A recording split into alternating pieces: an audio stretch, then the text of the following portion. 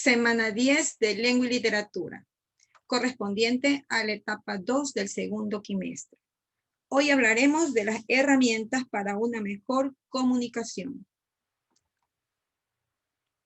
Apoyos visuales y audiovisuales para la comunicación oral.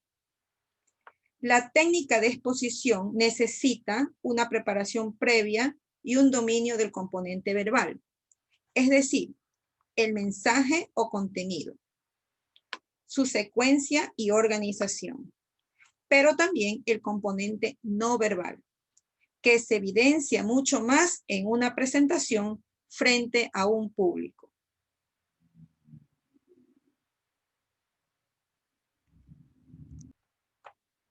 Nos referimos a la postura, la expresión facial, el contacto visual, el manejo adecuado de la voz, la vestimenta, etc.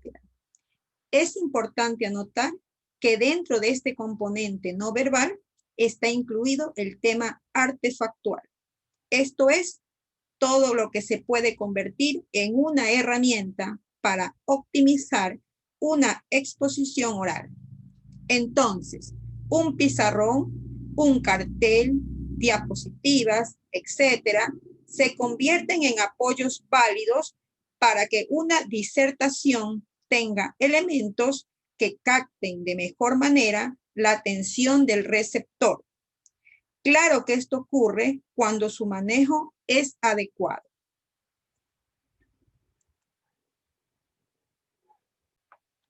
Las ayudas visuales que refuerzan el mensaje oral atraen a la audiencia e ilustran la información.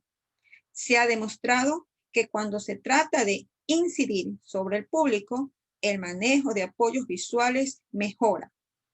Actualmente, la tecnología influye en la forma como se presenta la información y ofrece herramientas audiovisuales, puesto que cada ayuda visual o audiovisual tiene sus secretos. Aprendamos que es valioso a la hora de exponer de manera oral nuestras ideas.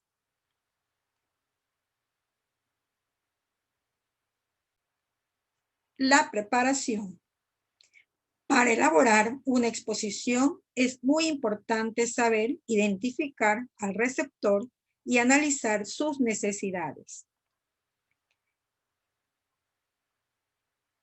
Para estructurar la presentación y seleccionar la información, debemos tener un desempeño comunicativo eficaz.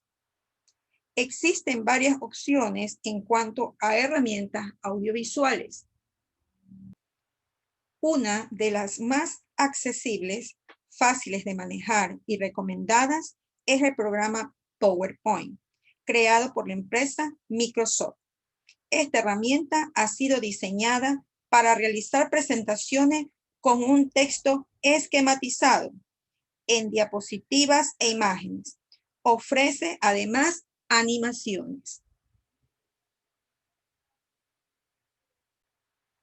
Se debe valorar el objetivo de la presentación antes de realizar el soporte, pues las características del uso de la herramienta dependerán de lo que queremos comunicar. El color que se elija para elaborar la exposición es muy importante, ya que no puede ser ni muy sobrecargado ni muy llamativo. Fuente y tamaño del texto. Se considera que el tamaño de la letra debe oscilar entre 25 y 40. Todo dependerá del tamaño del aula y de la sala donde se realice la exposición. El tipo de letra deberá ser legible desde todas las partes y se recomienda letras de fuentes para evitar alteraciones como en la fuente en cursiva o que tienen demasiados adornos.